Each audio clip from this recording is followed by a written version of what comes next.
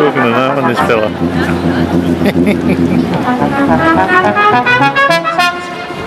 Good evening, ladies and gentlemen, and welcome to Racing in Queensland. And what a show we've got coming up over the course of the next half an hour. And joining me on the show, back from exile and who can talk underwater, is Operations Manager Paul Knight and young apprentice Priscilla Schmidt. And welcome, Paul. Jess, lovely to be back. How you going, mate?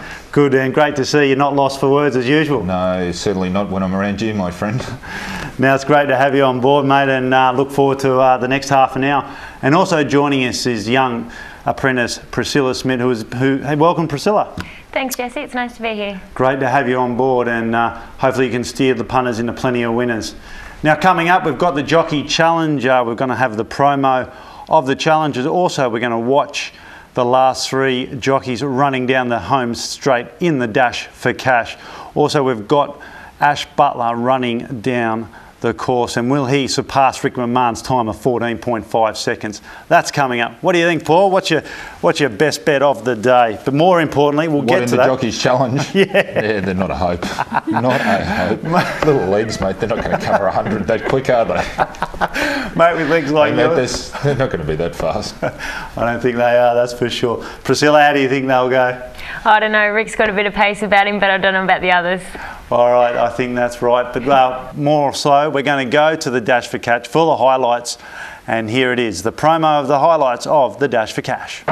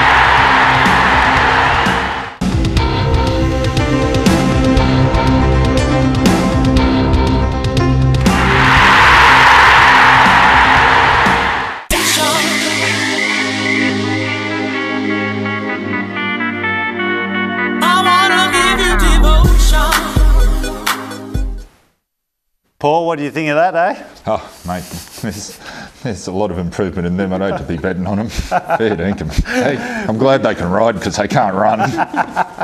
Now let's get into it. We're going to look at race 5 here, the listed race over the 1200. The first leg of the quaddie, quite a tricky sort of race. And Paul, what have you come up with? Mate, I've come up with a consistent filly that I've liked from a 2-year-old career, the Bruce Hill trained Lady Colours. She's been very consistent over her whole career. She's a tough filly, and that's I think she'll be a big chance. She's got our friend Larry on board. And that's how I think she'll be a big chance from number 10, Right Cheek. Number 1, Snip Sue for third, and for fourth I've put in last start winner from the Kelly Schweida stable, Tiger Dime Jan. You don't think drawing the 13 is going to pose too much of a problem? It won't be a worry at all. Larry will weave his magic. Oh mate, he will weave his magic. Not like him running there. Priscilla, now what do you come up with? I've come up with a filly that's first up here, also from the Bruce Hill yard, the 6 Caliente. Her form last preparation was brilliant behind Horse and More. She trialled well. She's drawn bad, but she'll probably get back from the alley. For second, the 1, Snipsu. She's probably been a little while since she's won, but her form down south in Melbourne over the Spring Carnival wasn't too bad. At a lot of her races, she's only been beaten 3, apart from her last start, so look for a bit of improvement there. For third, I've gone with the 4, Lady Colours. Tough horse this. She'll probably roll forward from the alley, and if she has a little bit of luck, she'll be definitely there. She's picks up a check nearly every round. And I've also gone with the 17 Tiger Dime Jam. It takes a step from a maiden class to city class, but I'm pretty sure from that win she can definitely give some showing there. You know, it looks... You pick Superstar? Mate, I like number 1 here. You've thrown it in. Number 1, Snipsu, the top weight. I think this horse will be very competitive. It's coming back from a Melbourne campaign, as you know. Its last 3 starts have been down in Melbourne. It looks to be very much... it has had 18 starts. It's sort of reached its peak. There's a few up-and-coming horses in the race, but I think the proven form line of this horse, Snipsu, will make it very hard to beat. It's drawn the 6. Glenn Collis on board. I've got it on top. For second, I like number 9 from the Gillian Heinrich stable, Sunset Affair. This horse is, as well, it's going to get back and with a lot of speed in the race. Drawn the 9, it's going to get a good position. Now, there's one here, number 19. It is an emergency. It's from the Bevan Lambing stable. It's ridden by Michael Carl. He's going to stay with it. It's called Poet's Wish. It's drawn the 2. It's by a sire called Dylan Thomas. And Paul, you know quite a bit about the breed Dylan Thomas. Can you son of Danehill, and that it's only his first crop, and that's he's an up and emerging stallion. Stands down at Coolmore, dual hemisphere horse. So he's an up and coming young stallion from their Danehill line. And being a 3-year-old, are they generally later starters? Well, Dylan Thomas was a 3-year-old himself, so they need a bit of time. So as a 3-year-old, you can only expect him to get better, my friend. So yeah, well, I'm going to put him in for third as an emergency if it gets a run. Keep a close eye on it. And number 6 for fourth, Caliente. It has trialled well at the Gold Coast recently. It was impressive. Just keep an eye on the betting. This horse could be very hard to beat. Now, before we go on, coming up is the Magic Millions sale down at Bundle at the Magic Millions sale complex. Paul, being the operations manager, how's the catalogue looking? Jess, it's probably in my 26 years, it's the best catalogue that I've had the privilege of putting together. You know I like holding this up, mate. But I'm very proud of it. It's 900 yearlings. We've catalogued there for the first book from Wednesday the 9th to Sunday the 13th of January, and they're 900 quality lots there. I mean, I'm really proud of the effort the boys have put together to get this. Yeah, it's an excellent catalogue. Not only that, folks, 2 years ago there's a horse I'm sure you're familiar with called Piero, was purchased at the sale for 200,000. Yeah, 200. And not a bad investment. Yeah, it's a pretty good investment, mate. He's got a couple of million under the belt, stallions, fees lining up everywhere. Wouldn't mind his gig. I've heard he's worth about 30 million in private, but we'll leave that. Now, coming up, I caught up with one of the board of directors, Samuel Adams, from the Brisbane Racing Club, and here's interview of the week with Samuel Adams.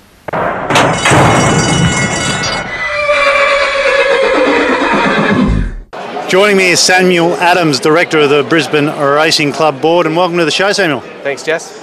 Now, let's get into it here. Racing now is going through quite a big generation change. How's yourself and the board of the BRC addressing this issue? Yeah, no, you make a really good point. I mean, I've been coming here since I was a kid, so I mean, my family's been in racing for a long, long time, so that's my kind of story. But a lot of people don't have that same story, so it's about getting the next generation to come along here. So we've set up a young members committee of like-minded, enthusiastic, 18 to 30-year-olds that are really keen on promoting this wonderful industry, that we look at putting on targeted events aimed at the younger racegoer, get them into the races, show them what an awesome day it is, like today, Cox Plate Day, one of the best racing days of the year. So get them here and show them what a good time it is, and ideally sign them up as members or get them to come back at least another couple of times each year. You mentioned showing them a good time. What's involved in that? Yeah, I mean, we do different types of events. We do a Calcutta on Stradbroke Eve, which has become a really popular event. Today we've just got a normal kind of function with food, drinks, got a band coming, that kind of thing. The thing we're really looking to push going forward though is some horse racing ownership opportunities. I mean, I've got a small share in a horse, and I come to the races whenever he's running and bring 20 of my mates, and the way I kind of see it, if we get more people involved in owning the horses, they're all going to come, they're all going to bring their friends, see what a great day it is to be involved. So we're trying to facilitate that process a bit more as well. And what's the way you're doing this process? Still very early days, so we're talking to a few different sort of breeders and trainers about the best way to do it, probably a leasing opportunity, and then right to the members and other interested parties and see if they're keen on buying a share. Well, Samuel, it sounds like the Brisbane Racing Club and yourself they've got the right idea and the right agenda to take racing to the next level. Cheers, thanks very much. Good on you. Get into all the betting action with TatsBet. Go online. Call 13 19 39. Use the smartphone app. or visit your local TAB. TatsBet. More action, more places.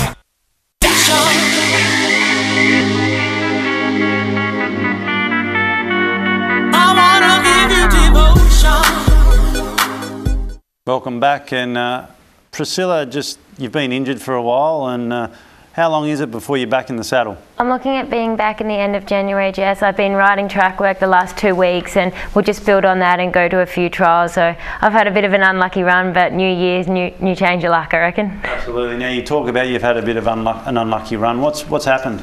I had my first fall in November last year. I broke my leg and a couple of ribs and a punctured lung, but I recovered from that, and I was only back for 2 months, and I fell off on the way to the barriers and broke the other leg. So I'm fairly even with plates and scars now, but fingers crossed for a bit of luck. Well, it just goes to show what sort of dangerous job being a jockey is.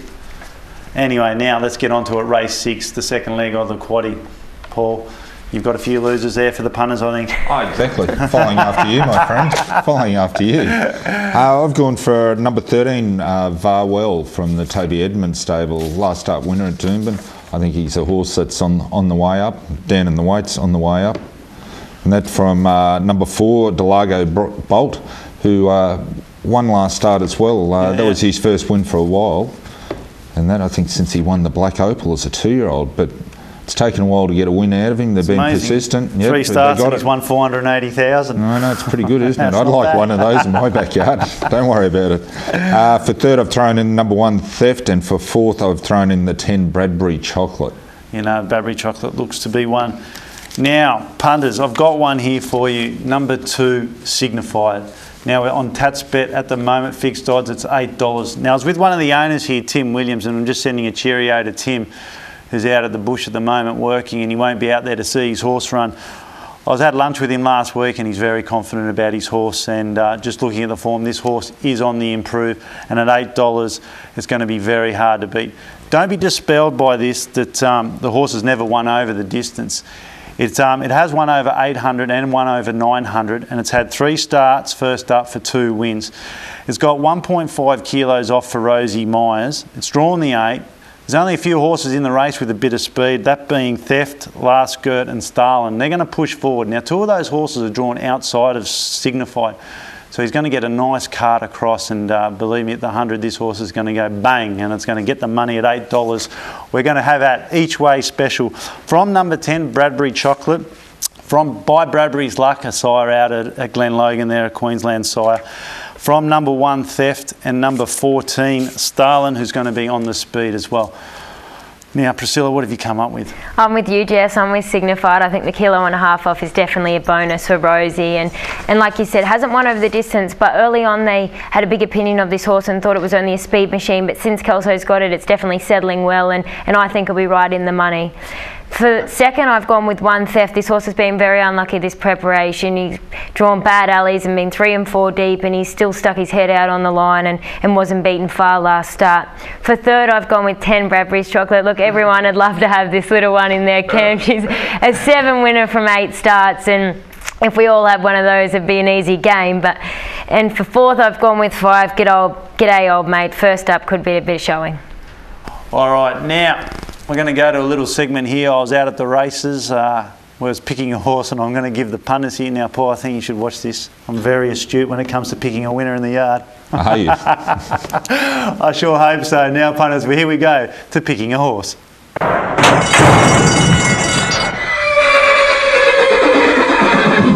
Here we are in the mounting yard here. We're going to take a look at a couple, but in particular, we're going to look at what we're looking for in a horse here. Now, as you can see here, there's a number of horses in the parade yard behind me. Now, in particular, we like the look here of number 2. It absolutely looks outstanding, and we're going to have a bet on it.